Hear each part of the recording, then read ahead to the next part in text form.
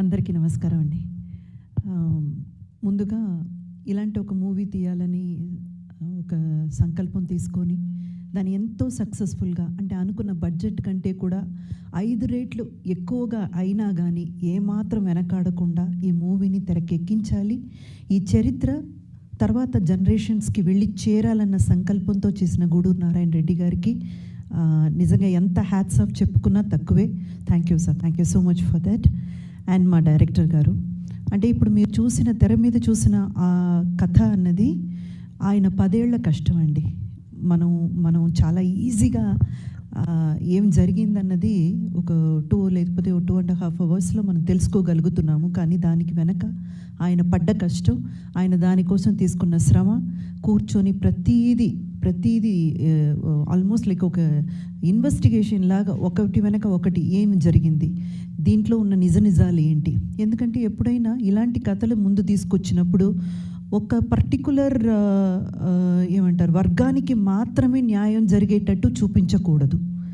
నిజం ఏదైతే జరిగిందో ఆ నిజాన్ని కళ్ళకు కట్టినట్టు నిజంగా చూపించాలి అన్న ఒక తాపత్రయంతో మా డైరెక్టర్ గారు అక్కడ ఏదైతే జరిగిందో అదే తీసుకొచ్చారు తెర మీదకి.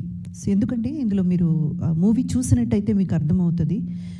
చాలామంది తప్పర్థం పడతారు. ఏంటంటే ఇది ముస్లిమ్స్కి వ్యతిరేకమైన మూవీ, హిందూస్కి ముస్లిమ్స్కి మధ్య ఉన్న గొడవల గురించి. ఎస్, ఆ గొడవల గురించి మనం చూపిస్తున్నాము, కానీ ఏదైతే జరిగిందో అదే చూపిస్తున్నాం. ఇందులో ఒక ముస్లిం జర్నలిస్ట్ క్యారెక్టర్ కూడా ఉంటుంది. ఆ పర్టికులర్ జర్నలిస్ట్ క్యారెక్టర్ అక్కడ జరిగేటువంటి దాని మీద అంతా, అంటే రజాకర్స్ ఏదైతే చేస్తున్నారో దాని మీద పోరాటం చేసేటువంటి ఒక ముస్లిం క్యారెక్టర్ కూడా పెట్టారు. అండ్ మూవీలో కూడా చూసారంటే 6th నిజాం అయినటువంటి మెహబూబ్ అలీ ఖాన్, ఆయన క్యారెక్టర్ ఎంత మంచి క్యారెక్టర్, ఎంత మంచి పనులు చేశారు ఈ సమాజానికి అనేది కూడా చూపించుంటారు. అంటే ఎవరిని కించపరచడానికో లేకపోతే వాళ్ళకి వ్యతిరేకంగా ఈ మూవీ తీయాలన్న థాట్ అయితే లేదు మా డైరెక్టర్ గారికి.